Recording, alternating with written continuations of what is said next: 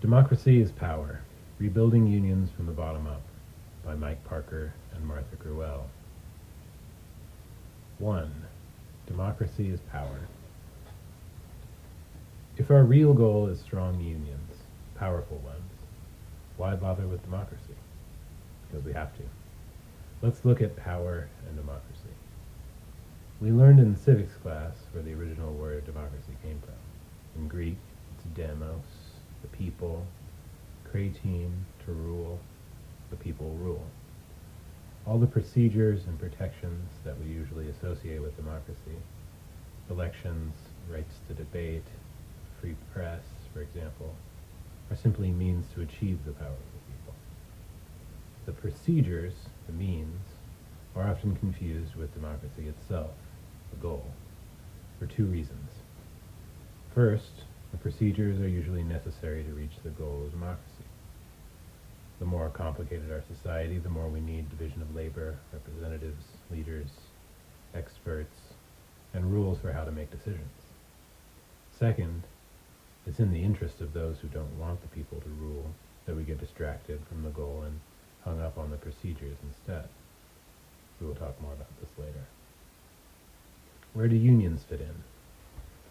To begin with, unions exist to give workers power in society, where the bulk of the economic and political power is held by those few who control the corporations. When unions make working people more powerful, they are imposing some democracy on a society which otherwise is not very democratic at all. The basic reason working people organize unions is for power over pay and conditions in the workplace. That is the most important place where members measure the union's strength, and also where we measure union democracy. No matter what happens at meetings or conventions, the union will not be democratic unless members control its actions on workplace issues. That's why union reform efforts are strongest when their message is, we need to fix the union so we can win changes the members need at work.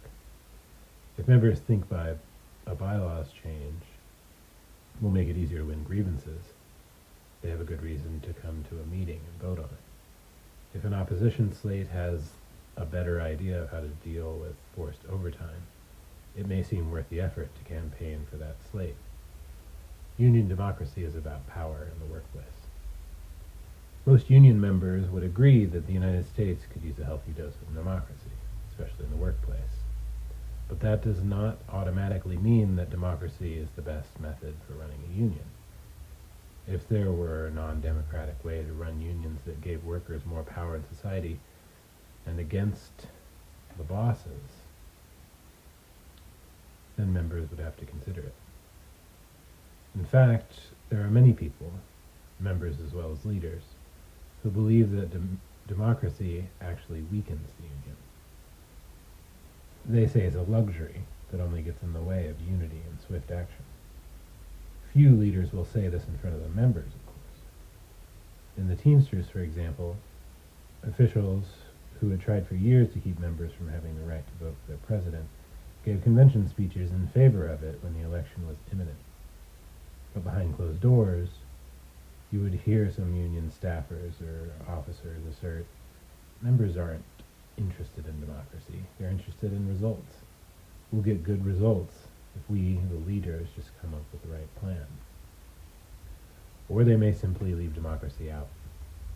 A clear example of militancy without democracy, of the militancy without democracy point of view, appeared in a spring 1996 article by Stephen Lerner, published by the Boston Review.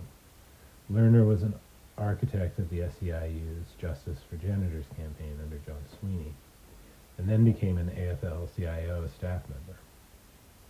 Lerner rightly notes that unions can only inspire workers if we abandon partnership, quote-unquote, with corporations. Instead, we need to show that we can take on and beat aggressive employers. He proposes an action program for the labor movement, calling for mobilizing the most active 1% of union members into a, quote, army ready to risk arrest to bring whole cities to a standstill, unquote. Certainly such action is needed. but one plank was missing. Lerner said not a word about rank-and-file initiative or control over these militant actions. Quite the contrary. Lerner clearly means officials and staff when he says we should build campaigns that give our members reason to be involved. Workers are to be activated, quote unquote, in Lerner's word, a cannon fodder version of organizing. In this view, member control is not relevant to building unions. But far from being a distraction,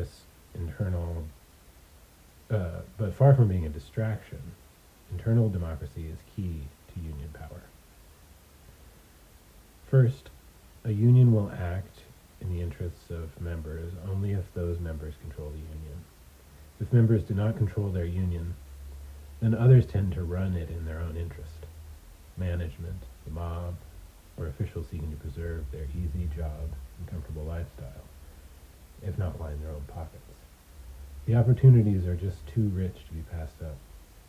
Even a leader with a personal commitment to members' interests, but who lacks serious input from them, is vulnerable to the other interests just mentioned. Second, the power of the union lies in the participation of its members, and it requires democracy to make members want to be involved. A union that tries to function without member involvement becomes weak, no matter how well-intentioned its officers. Officers seeking participation without asking what the members want to accomplish would be frustrated. A union run by members is also more likely to exercise its power. When the members run the union, they have chances to measure their collective strength against the boss and gain the confidence to use it. When members, for instance, see that a cartoon they posted on the union bulletin board really shakes up the supervisor, they start thinking about other ways to push that boss's discomfort into positive changes. And they think up more cartoon ideas. Yet, many unions keep their bulletin boards behind locked glass. When members are in the habit of using their heads to figure out problems of running a union, handling disagreements among themselves, setting priorities for scarce resources, and learning each other's concerns, they have more effective ideas for dealing with management's assaults as well. Conversely, if the rank and file can't even control their own local union, how are they going to, quote unquote, control some aspect of a big corporation? Who'd dare try? Does democracy make the union more powerful in every instance? Democratic rule allows, even guarantees, that members will make mistakes, even serious ones. For example, leaders may worry that members will believe management's fear campaign and want to give concessions that will undercut another local. Such concerns are real, but are not valid arguments against democracy. First, there is no evidence that any system other than democracy is less prone to mistakes. Indeed, we have ample evidence that the self-proclaimed experts are fooled at least as often as the members. One example, throughout the 1980s and 1990s, experts and leaders signed on to a string of labor management cooperation fads. When members were cynical about the flavor of the month new program and reluctant to give up union rights, leaders chalked it up to thinking inside the box and fear of change. As it turned out, members were right and the experts were wrong. Any reader from an undemocratic union will have his or her own examples of strategic mistakes by officials that most members could have avoided. Second, members have the right to make their own mistakes. They deserve to decide for themselves how best to improve their lives and their children's lives. Third, as members learn from and correct their mistakes as a group, they're better able to avoid repeating them. An individual dictator seldom has a clear view of his own failed policies, and he has a stake in not admitting them. Democracy, with its mistakes and inefficiencies, works better than any other arrangement. See the boxes on the machinists at Boeing and the Teamsters at UPS for examples. Note, I will get to those after the main text. A union that operates purely top-down may appear strong, or at least united, if members are willing to follow orders. But if members lose their faith in their commanders, and have no other way to make decisions or to exercise collective power, they'll end up acting as individuals instead. The results can be disastrous. Members scabbing or engaging in militant but foolhardy individual acts, or most likely abandoning the cause. This is one of the reasons, not a justification, that there were members who scabbed during the UAW's strike at Caterpillar in the 1990s. Members weren't consulted on strategy at any point, and had no collective way to try to turn around what looked like a losing operation. Confidence in leaders can come either from a history of those leaders winning regular games, or from the ongoing interchange between leaders and members that we call democracy. Since these days, significant improvements are near impossible to come by, without a mobilized membership are near impossible to come by. Unions had best rebuild democracy. When members get it wrong, one of the most demoralizing experiences for reformers is for members to vote against reform candidates or to reject referenda aimed at giving members greater rights. Why do members get it wrong and vote against their own rights and interests? The very powerful forces that unions must contend with, which operate inside the unions as well as outside it, help explain why members sometimes expect to gain more power, better jobs or pay or job security, by some method other than union democracy. The most powerful force a union faces is usually the employer. Management starts with power simply because of an economic and legal system that assumes management rights unless otherwise specified. Whatever the issues members are concerned about, it is the employer who gets to set the terms of the debate. It is management who decides whether the business will stay open, or whether the agency will be privatized, what products will be made, in what places, by whom, and with what processes. Often the union is in the position of reacting to management initiatives.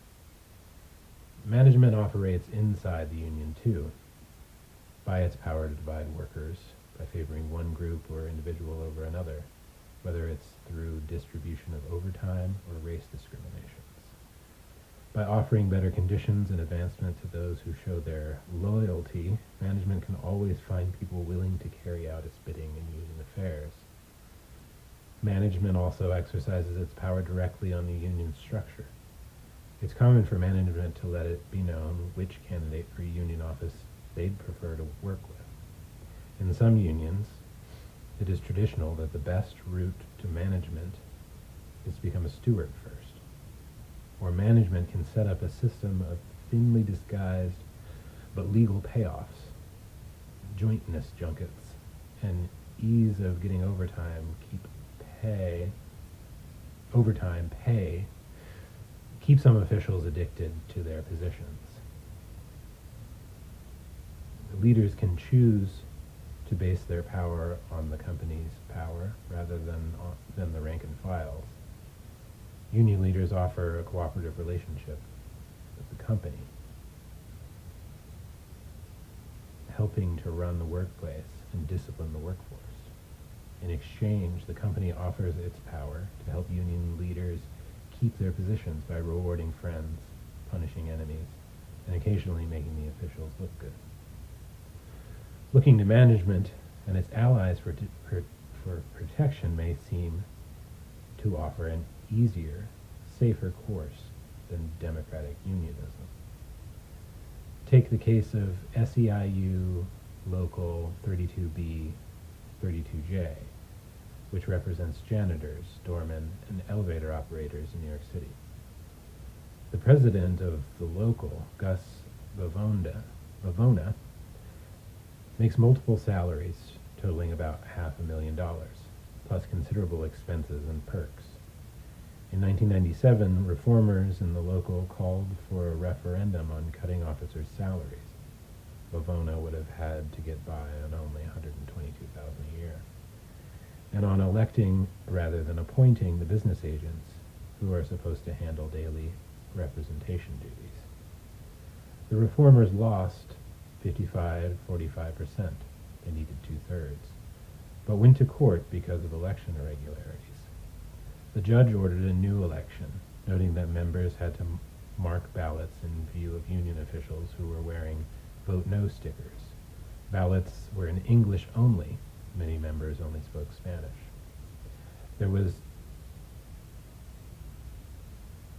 Many members speak only Spanish. There was only one voting place in the city, with limited hours, and the ballot carried a message from the leadership urging a no vote. The reformers welcomed the ruling, convinced that with a fair vote, to be conducted by an outside agency, they would surely win. But when the vote was held in February 1998, Vavona won by 70%. To be sure, there were election irregularities, including an enormous amount of official campaigning on union time. But probably more important was Vavona's campaign. His machine created a climate of fear on both a general level, the union jobs and pensions will be destroyed, and on a personal level, support the reformers and your business agent may forget about you. The Vavona machine, by its own power and by its close relationship with the employers, was able to make such fears credible. If you spoke to Gus Vavona about this campaign, he would probably express a conception of unionism that justifies his pay and power. Members too adopt views on how unions work that become powerful supports for the status quo and barriers to democratic reform. We now turn to consider these conceptions. We'll look at different models of unionism, the belief in the powerful provider, and the smokescreen around democracy. The business model of unionism. Most Americans' unions, local and international, operate as though they were a business providing services to customers. The customers are the members and the employers. In this view, the union is the officers and staff. They provide services for members, including grievance handling, contract bargaining, and various social services. That's why staffers often have titles like servicing rep or a business agent. Paying dues to the union is like hiring a lawyer. The lawyer is the expert, and you turn your case over to her. She tells you what to do and what your choices are. In the boom years after World War II, business model unions were able to deliver wage increases without much activity on the part of the rank and file. Nearly every contract contained substantial improvements. Management could pass on increased costs to consumers. They were ready to deal. But the basis for such deals fell apart in the 1970s. Competition from now rebuilt factories in other countries meant profits could be maintained only by reducing costs, including labor costs. Although recently some union officials have begun to discuss new strategies to deal with the vastly changed situation, most still rely on the business model, whose success ran out decades ago. The business model precludes democracy by denying knowledge to all but the experts. Members don't have the opportunity to learn about winning grievances, bargaining, or figuring out strategy, and the idea that they need servicing becomes self-fulfilling. As contracts become more and more complicated, the existence of experts is justified. The question of expertise is then used against any group of members that questions officials' strategy. A recurring theme in incumbents' campaign literature, for instance, is the checklist on expertise, noting that the rank-and-file challengers have never bargained a contract, never prepared an arbitration case. Of course not. Only the officers are involved in those processes. The business model is not just the product of controlling union officials. It serves the interests of management and others who seek a complaint. It serves the interests of management and others who seek a compliant, business-like union. Instead of dealing with various, often angry rank-and-filers, Management would rather deal with someone who dresses and talks much like themselves, someone who has far less at stake in a decision on working conditions, a business agent. Of course, the business model, as described here, is the best version, where leaders actually do try to deliver for the dues payers. Worse is the no-service model, where office holders see the union as a means to enrich themselves, a barony to be handed down to sons and nephews. With high-paying jobs at stake, these autocrats will use any tactics to retain their perks. They may use undemocratic rules to prevent members from running for office. They may ask management to fire members who speak out at union meetings, or retaliate against them at the hiring hall. They may hire detectives to follow dissidents. In such unions, the rank and file's tendency is toward cynicism and passivity. It's remarkable that some do form caucuses and run for office under these circumstances. Most local unions are not this bad, of course. But even where leaders are not corrupt, where members do seem to have every opportunity to take control through honest elections, it's still not common for a sizable group of rank-and-filers to get together and say, let's take back our union and run it ourselves. Why? The business model has definite attractions. Who wouldn't prefer to leave the driving to us, as Greytown used to advertise? Union members have demands on their time, from kids to church to overtime. Why go through all the headache of meetings, debates, campaigning, all the frustrations of trying to convince others to be active, all the possible repercussions from management, if the local president can deliver the goods instead? It's comforting to think that all you need for a strong union is a strong leader who can take care of you. Members thus can easily get stuck between a rational desire to be serviced and the frustration that comes when their hired leaders don't deliver, as happens more and more often. And if finally new leaders are elected who do want members to take responsibility, they are frustrated when members resist getting active. Our entire culture has taught them that it's the officer's job, not the members. Almost everything in our society teaches the message that we can't do it ourselves anyway. In particular, the relationship between boss and worker starts from the moment of hiring by establishing that the boss has the power and the worker has none. The worker needs a job to live. The employer can pick and choose whom to hire. Much of the new technology and the de-skilling of jobs leave the worker with less power than before.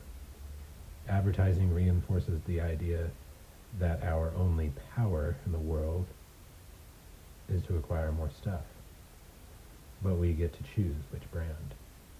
In the face of all these messages, it's no wonder that many union members don't even try to take back their unions. The organizing model. In the last few years, union activists have talked about replacing the servicing model of unionism with the organizing model. Under this method of functioning, members are involved and active on their own behalf. For example, rather than a steward simply writing up a member's grievance, arguing it out with management behind closed doors, and reporting the results in 6 months later, the organizing model would have him talk to lots of members about the issue and get them to sign on, making it a group grievance. If management is stubborn, they pull an action of some kind, such as all wearing stickers on the same day. If necessarily they escalate to actions that disrupt the workflow, like all visiting the boss's office together, they're in motion, they're organized. The organizing model is a big step forward from the servicing model, but it can have limitations. In practice, some union leaders encourage member involvement without member control.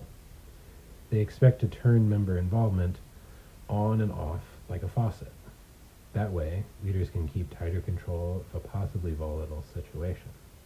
When the rank and file await their marching orders from clever staffers and officials, there's less likelihood they'll undertake tactics that step outside conventional boundaries or threaten deals made elsewhere.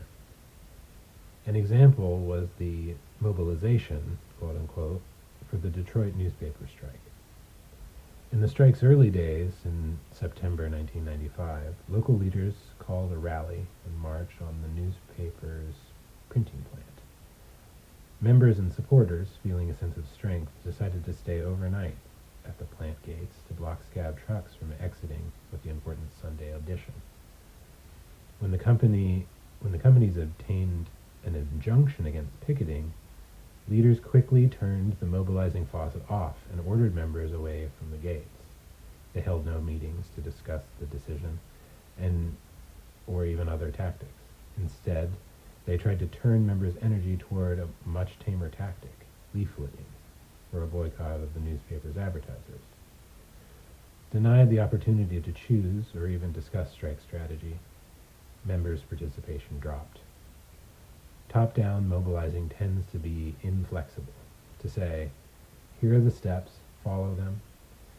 Now that various unions have involved members in contract campaigns, there tends to be a formula for how to carry them out. The steps are predetermined and members are not involved in making decisions on when or how to act. If the manual says, petition day comes before sticker day, that's the way it's got to be. Members are often enthusiastic when first invited to get involved in organizing model-type actions, but they may have their own ideas about effective tactics or timing. If they're not allowed some say in the new actions, they'll eventually vote with their feet. If enough members are turned off this way, the actions fail. In the long term, top-down mobilizing does not develop new leaders, nor is it the best way to get members to volunteer to organize new workplaces. How inspired can you be about your union if you have no say in it yourself? Enthusiasm for the union is also key to building solidarity beyond the membership. Potential supporters are mostly inspired by person-to-person contact, and seeing that the people involved are active and making even greater sacrifices. But if the members of a striking union participate only as troops following marching orders, they're unlikely to inspire others. Their solidarity does not become infectious. Some of the best-known labor solidarity efforts have depended on quote-unquote road warriors, rank-and-filers who took up their cause as a full-time job and traveled to spread the word about local P9 at Hormel, Pittston, the Stanley lockout, Ravenswood, the Diamond Walnut strike. If democracy helps build member involvement, why not? Officials who want the ranks involved as troops often see rank-and-file leadership as a risk. Members may gain skills and confidence. They may demand even more say-so. Members who take initiative may run for office, or in other ways get out of control. They may, for instance, organize a job action about working conditions the week after union and management officials agree to a cooperation program. The case of the janitors of SEIU Local 399 in Los Angeles is an example of the faucet approach for mobilization. When SEIU staff were organizing these mostly Latino immigrant cleaners for union recognition, they conducted a whole range of militant actions. Janitors staged civil disobedience to disrupt business as usual in luxury office buildings, and were beaten by the police. Finally, they won a union and a contract. Then they found themselves in a 25,000 member citywide SEIU local run very much in the old style. Suddenly, it was a business as usual unionism. In response, the janitors joined with healthcare workers to organize a dissonant slate called the Multiracial Alliance for the local's first contested election ever. They won every seat except the presidency, which they did not challenge. The old president refused to cooperate. there was some tumult, and the SEIU's president, John Sweeney, threw the local into trusteeship. The rank and filers had violated the understanding that their militant organizing was to stop when the staffers turned off the faucet. Since the term organizing model can mean either a top-down version or a bottom-up one, we don't use that term in this book. When we want to talk about getting in the boss's face and members having the chance to shape whether, how, or when to do that, we'll talk about democracy and rank-and-file power. Our constant emphasis on the rank and file does not mean that we're against strong leaders. On the contrary, democracy makes leaders stronger. They look over their shoulder, and they've got someone behind them. We're describing a healthy relationship between leaders and the ranks, not a way for the ranks to eliminate leadership. In fact, as we discussed in Chapter 2, the relationship between an empowered membership and a strong leadership is a central part of union democracy. Democracy and the new AFL-CIO. Since 1995, the AFL-CIO has seen big changes at the top levels. The election of new, energetic leaders was a boost to union image. John Sweeney's new voice team and thousands of lower-level officials, staff, and activists in various unions are calling for rebuilding labor by organizing the unorganized and making political action count. In many places, they're calling on members to get involved in these projects. What the New Voice team is not calling for, though, is a new, more democratic way of running our unions.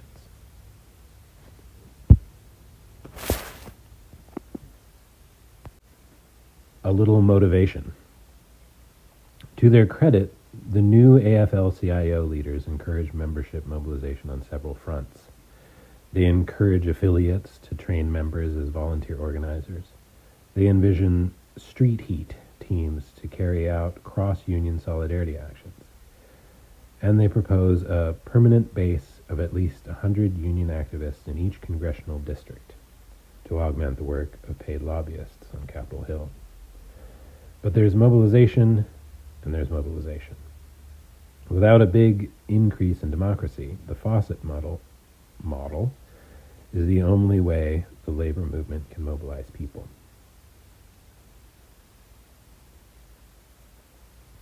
One sign of faucet-style mobilizing is large numbers of staffers with their hands on the tap. Both as president of the Service Employees International Union and at the AFL-CIO, Sweeney has dealt with just about any issue by hiring more staff. The 50 new state AFL-CIO directors, plus 4 new regional directors and their assistants hired in 1996 through 97 are one example. Choosing sides. One of the big reasons for top-down mobilizing is a need to control where and when mobilization is to be used. Often top-down mobilizers advocate militant tactics up to and including civil disobedience for organizing the unorganized. But such tactics are seldom encouraged when established unions confront management.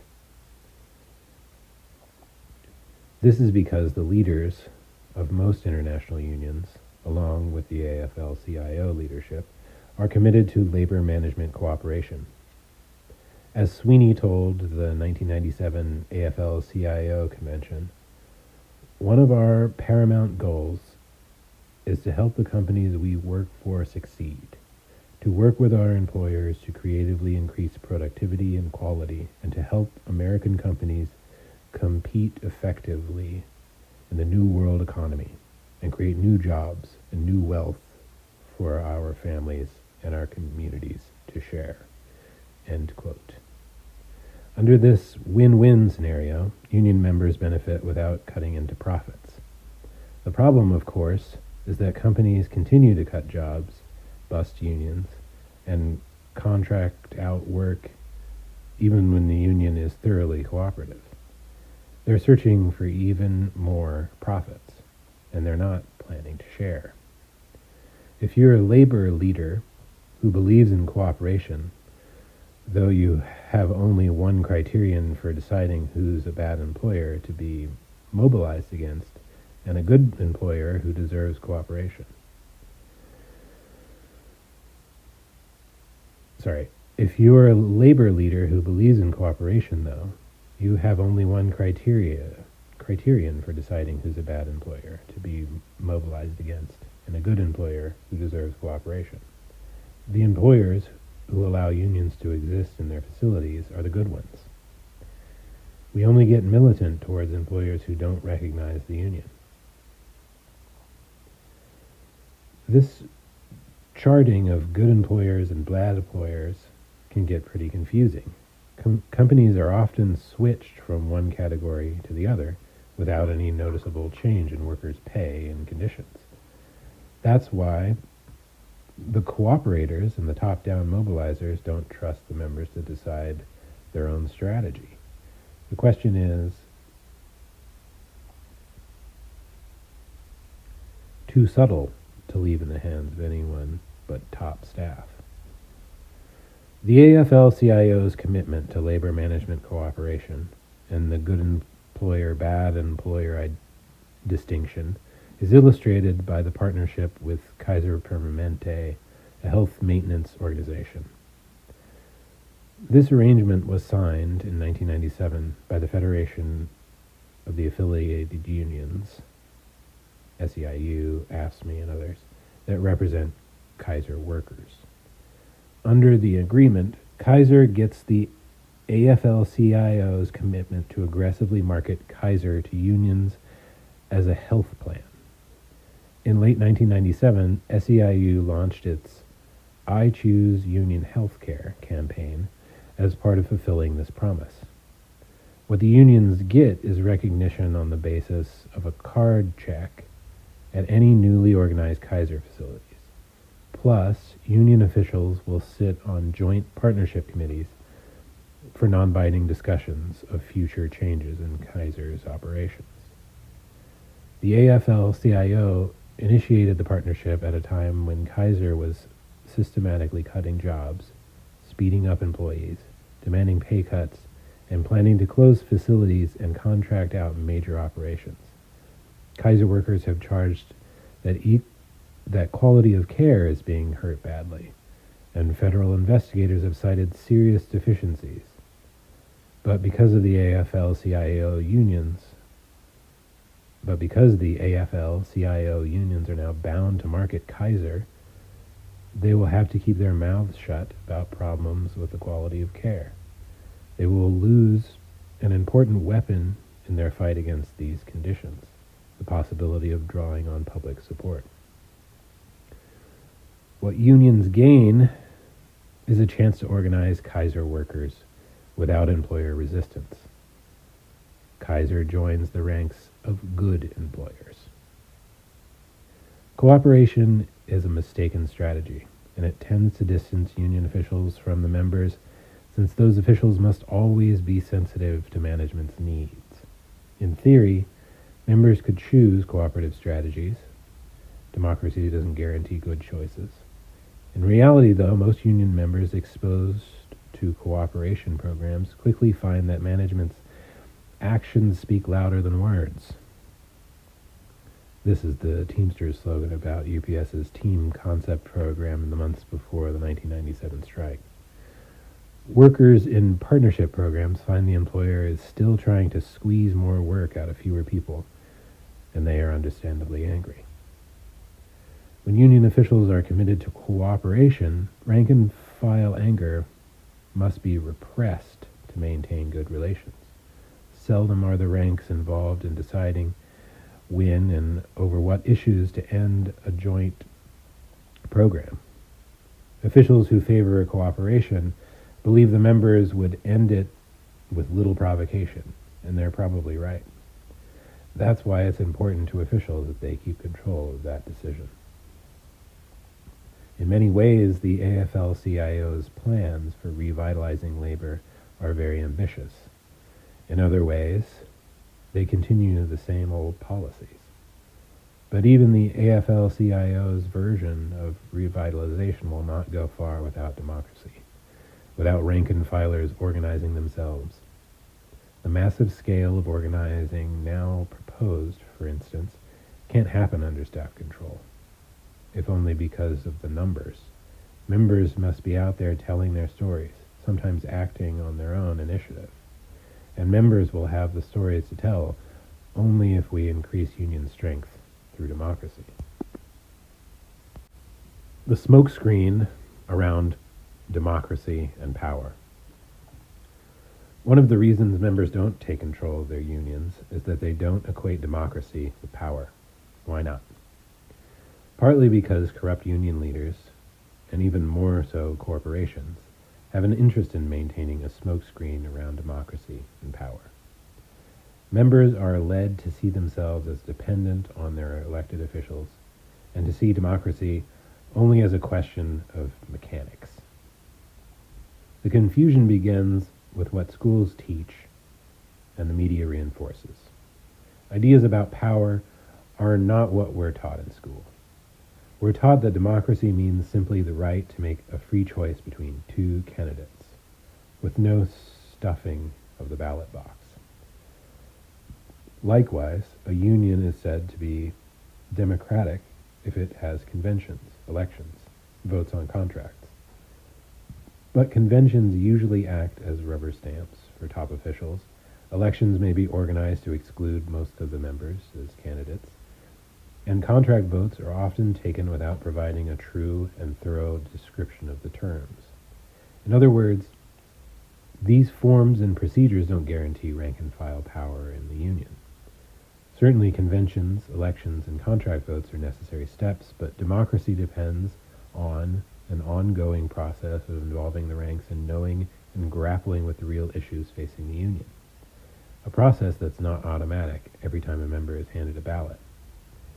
Holding delegate elections, where candidates don't discuss the big choices facing the union, for example, is a smokescreen for backroom decisions on those choices. Another smokescreen is the confusing ideas we've been taught about power, that it means strongman, individual power, and power over others. School conditioned us to look at history in terms of great people taking heroic actions. Didn't Lincoln free the slaves? Didn't Walter Reuther build the UAW? Didn't Ron Carey win the UPS strike? Within the union, power is seen as power to appoint, power to punish your enemies, the power of your machine. Thus, power becomes identified with intense personal competition. Perhaps because of this strong identity between power and personal competition, or perhaps because we've been on the receiving end of dictatorial power in the union, some union members try to give their leaders as little power as possible. In practice, this usually backfires. Formal, above-the-table power is replaced by backdoor and informal power, which is less accountable. The answer is not to try to abolish power, but to counter personal power with cooperative power. You will recognize the style of personal, non-cooperative power shown below from the way corporations, armies, and other non-democratic institutions function.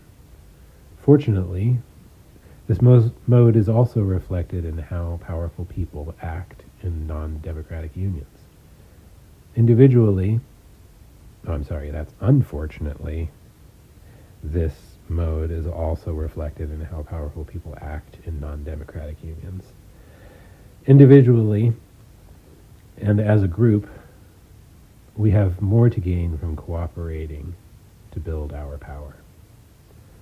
Cooperative power operates differently. Two kinds of power. The power of cooperation is the true power of a union and the power of the rank and file within a union. This is the power that can explore Mars, create a precision baseball team, or make kids happy at a holiday party. It is a power that is potentially equal to the largest fortunes and the most destructive weapons. It is also the power that transforms the people who use it. This kind of power brings along with it a different set of personal values and ways that people organize themselves. It is not a new discovery. It has been a theme of solidarity unionism for more than a century. Democracy and cooperative power go hand in hand.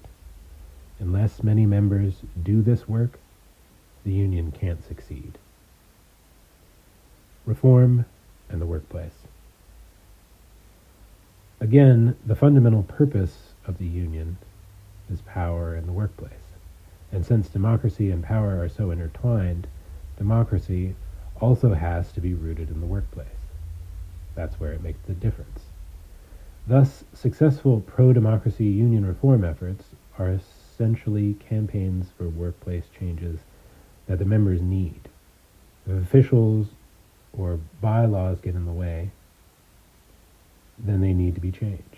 For example, a central organizing tool of Teamsters for a Democratic Union is to organize members for contract demands. TDU started out as Teamsters for a Decent Contract. TDU activists often become known as the people who can help with a grievance and the business agent if the business agent is ignoring it. When reformers take on workplace issues, officials may decide their methods are more effective and seek coalition with them. Or officials may try to protect their own position at the expense of winning improvements from the company, thus revealing their own priorities.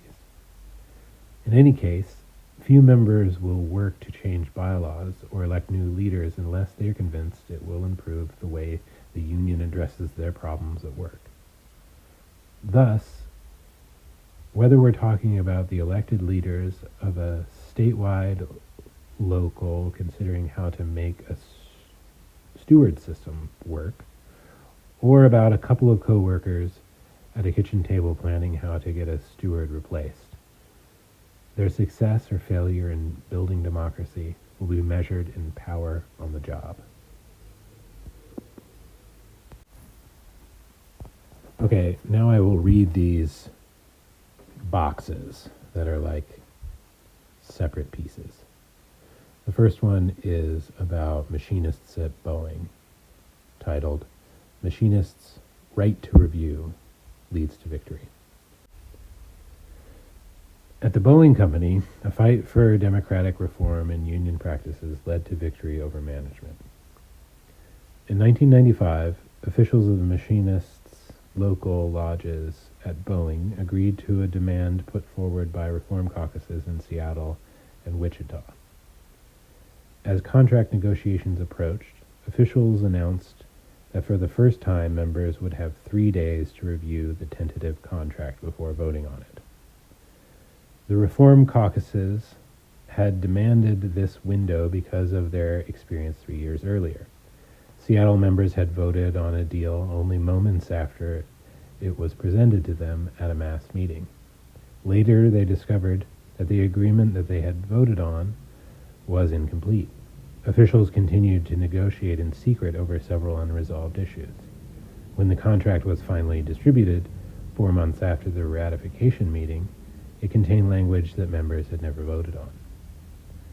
In 1995, the ranks used the 3-day period to demonstrate their unity and opposition to the contract with marches and rallies, some led by rank-and-file activists, some by union officials who could see which way the wind was blowing, and others erupted spontaneously. One group marched through the huge Everett, Washington complex, banging on their toolboxes as they went. A group in Wichita occupied the plant for 2 days. 30,000 members overwhelmingly rejected the agreement that would have loosened protections on contracting out and required workers to pay a portion of health insurance premiums.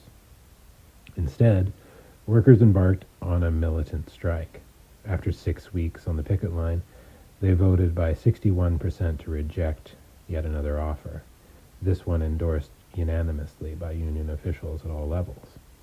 Finally, after 10 weeks on the picket line, workers returned to their plant with an agreement that maintained tighter restrictions on subcontracting, added no co-pays on insurance, and included substantial wage increases and a signing bonus. In rejecting their leadership's recommendations, machinists handed the labor movement its best victory of the 1990s to that point. But the victory might never have happened if the membership had not had the opportunity to review the contract. The 3 days proved to be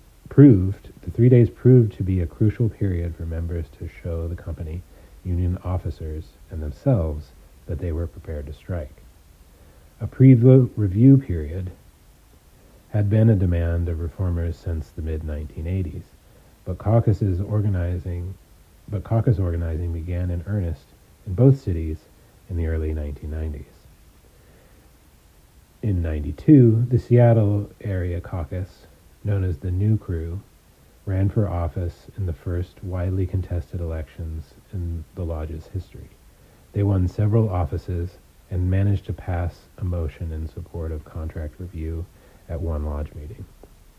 Meanwhile, in Wichita, Unionists for Democratic Change, running on a similar platform, won spots on the executive board of local lodge 834. Reformers also challenged another undemocratic practice, a rule designed to keep the union in the hands of incumbents. As in most local unions, attendance at union meetings was low. A bylaw requiring attendance at 6 of the previous 12 meetings in order to be eligible to run for office disqualified 98% of the members of most lodges. In 1992, with the assistance of the Association for Union Democracy, insurgents complained to the Department of Labor that the rule had disqualified some candidates. Shortly before negotiations with Boeing began in 1995, the DOL announced new regulations invalidating most uses of meeting attendance rules. Faced with the threat of a snowballing insurgency, and without the meeting attendance rule to insulate them from challenges, the incumbents decided to adopt one of their opposition's most popular proposals, the 3-day waiting period. The Boeing story shows how, even without control of the union, caucuses won key reform that made possible a big labor victory. Okay, that's the end of that one. And now, taking on Big Brown, about UPS workers. The clearest example of union reform leading to union power is the national UPS strike of August 1997. Although the Teamsters were not a thoroughly rank-and-file run union, 5 years earlier, members had bucked the union's hierarchy and elected a new reform leadership. Changes at the top of the union combined with 20 years of education by TDU made the difference between beating UPS and not taking on the company at all.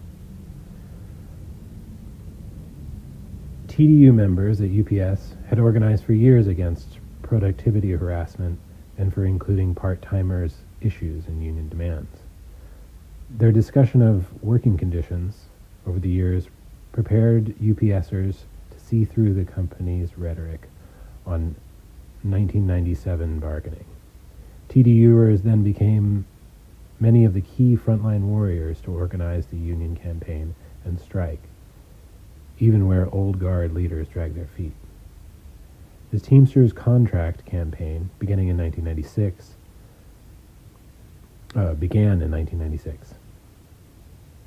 The Teamsters contract campaign began in 1996. That year, the union surveyed UPS members about bargaining issues, reported the results, and announced contract goals based directly on survey responses. This contrasted with the more usual practice of not setting specific goals for fear of raising members' expectations too high.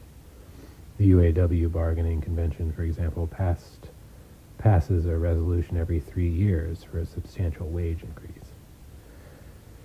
In announcing their goal of 10,000 new full-time jobs, union leaders showed that it would be up to the members later to decide whether any proposed agreement came close to that goal.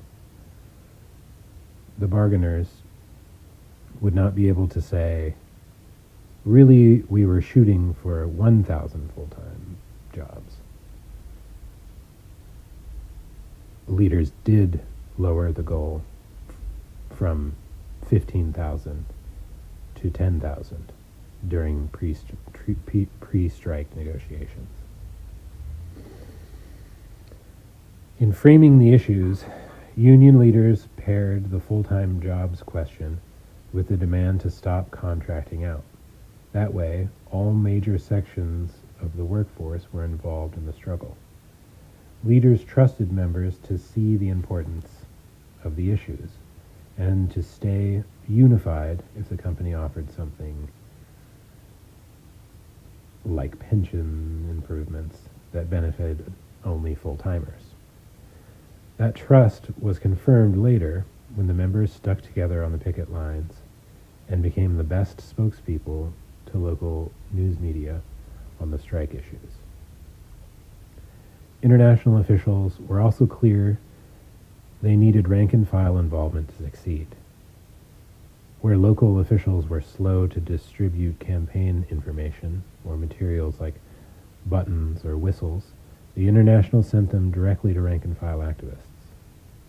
Again, top officials trusted the members. They could not expect to control from Washington how materials were used. UPS management devotes considerable attention to winning workers' loyalty. And before 1992, the International Union had not challenged them in this area at all.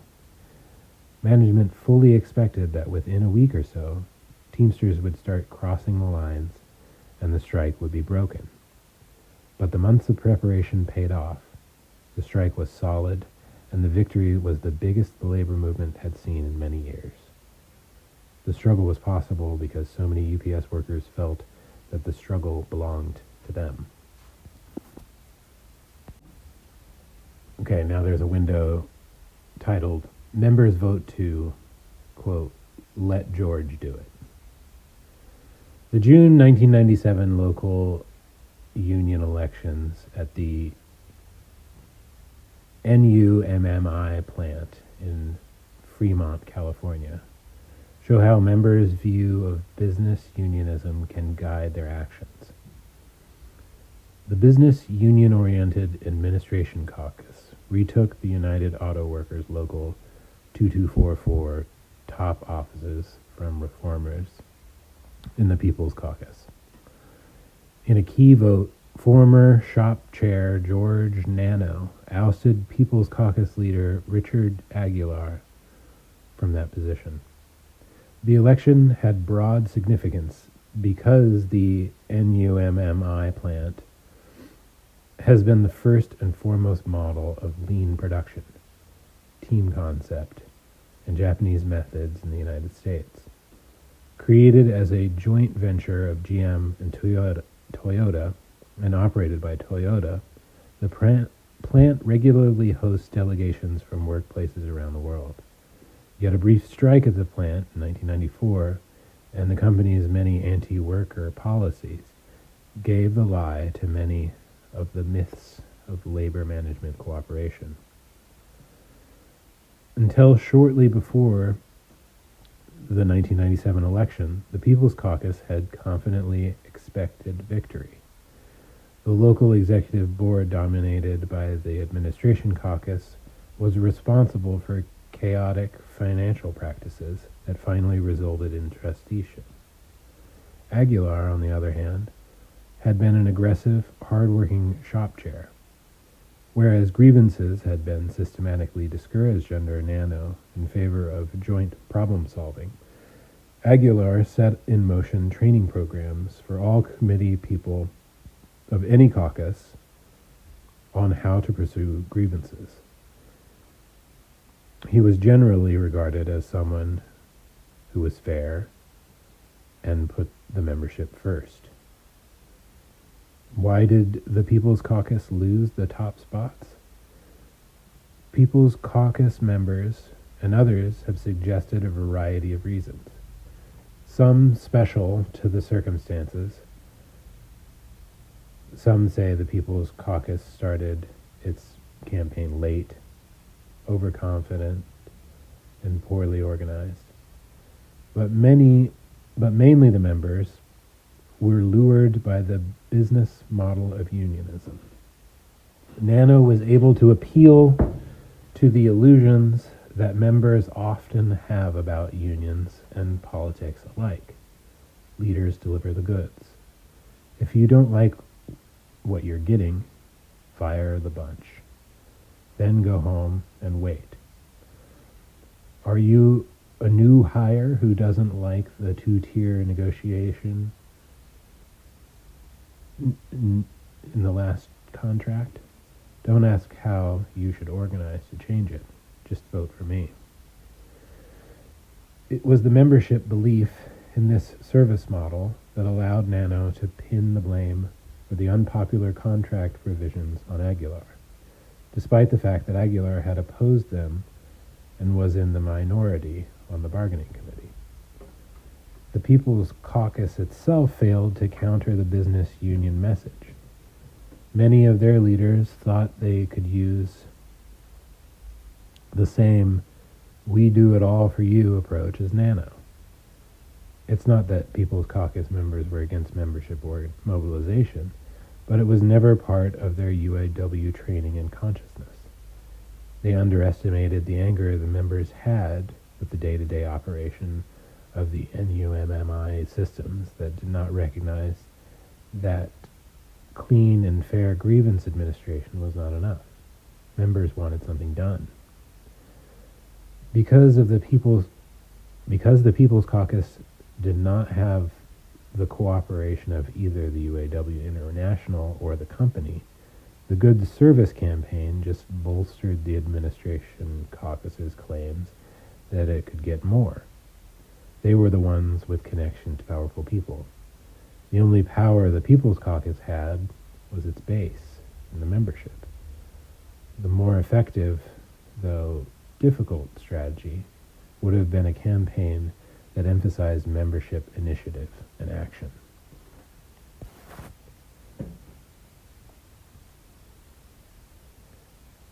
Here's another box titled "Looking for the Powerful Provider." The 1998 election for president of the Teamsters, where James Hoffa Jr. won 55% of the vote, is an example of the appeal of the powerful provider, the strong leader who will do it for the members.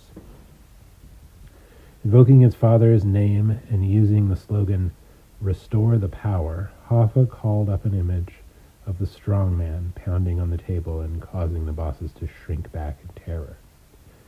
TDU, on the other hand, when the group campaigned for reformer Tom Leadham,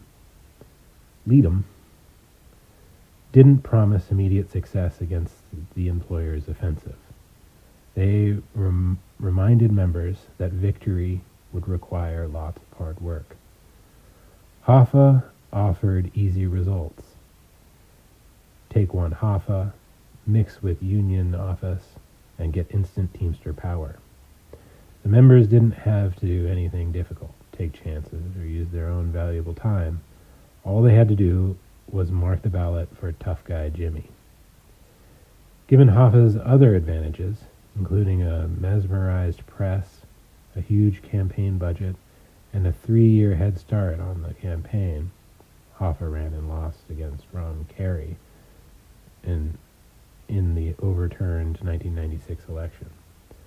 It is a victory for the rank-and-file model of unionism that he won only 55% of the vote. Apparently, over the years, many members had come to learn that the way to power was not through blowhard leaders. Hoffa expounded again on his theory of union power after the UPS strike when he told the press, "You want a union with a lot of money in the bank and a strong leader. That's what gets employers' attention."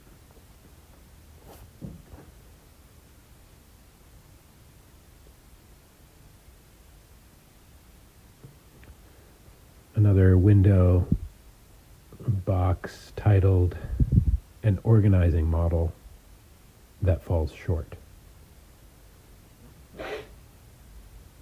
When unionists talk about discarding the servicing model of unionism and building an organizing model, sometimes the wires get crossed because organizing means two different things. For some, the organizing model means member mobilization. For others, the organizing model means that the union should change priorities to put more resources into recruiting new members. A large percentage of the budget should go to the organizing department, and staff resources spent on servicing the already organized should be decreased. In this second sense, the organizing model is not enough. It's true that protecting working conditions for already organized depends on spreading unionism, but the most effective organizing tool is a winning union, a union its members can brag about. As John Sweeney told the 1997 AFL-CIO convention, "You could make 1,000,000 house calls and run 1,000 television commercials and stage 100 strawberry rallies and still not come close to doing what the UPS strike did for organizing." After the 1997 UPS strike, more UPS workers than ever contacted the Teamsters organizing department to volunteer for the drive at FedEx. The best organizers are empowered union members. That means bringing in new members has to be combined with winning better conditions for current ones. Another example is the organizing done by UAW Local 3000, based at the Mazda Ford joint venture in Flat Rock, Michigan. These assembly plant workers helped organize 4 smaller parts plants that supplied Mazda. The local recruited members to work on the campaigns and invited workers from the targeted plants to union awareness classes. Mazda workers made home visits and leafleted the plants. "Have no fear. We have 3,000 workers strong. Come join us." We are 3,000 workers strong. Come join us. A week before one election, a 150-car caravan traveled 50 miles past the home of the plant manager on the way to the union rally. The Mazda workers joined in enthusiastically to recruit their lower-paid sisters and brothers because they had experienced power in their own local. Earlier, a reform slate had won office against officials who were management's partners in implementing lean production, quote unquote, when the plant opened. Many local 3,000 members had never belonged to a union before, but after electing reformers, they organized an aggressive contract campaign and a spontaneous protest against unfair attendance policy. The union was theirs, and they were glad to invite others to be part of it.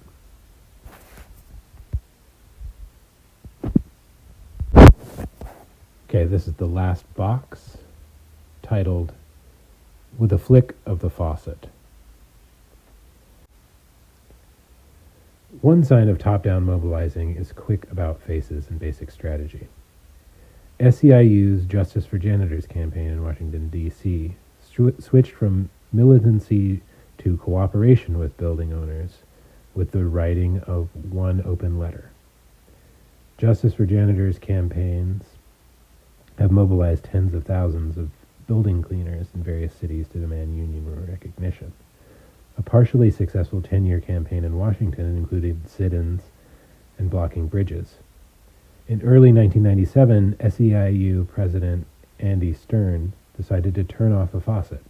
He sent a letter to building owners pledging to stop strikes, picketing, and similar activities, in return for the hope that owners would pressure the contractors who directly employed the janitors. Before the building owners were considered part of the management teams that benefits from holding down pay and working conditions. Now the union was proposing to the owners a partnership and saying to all those janitors who helped stage protests, you may now go home. There is nothing wrong with unions changing strategies, and union leaders should be able to make occasional quick, perhaps drastic tactical shifts. But each time such a top-down shift is made, there's a cost to members' confidence in their leaders. If union officials have not already proven they'll seek full democratic decision-making wherever possible, or if officials chart a course that most rank-and-filers would have opposed given the chance, the cost will be high. In the janitors' case, it seems unlikely that many of them changed their minds about the building owners in 1997 just because Stern wrote this letter. We expect they'll be disheartened and less willing to participate the next time.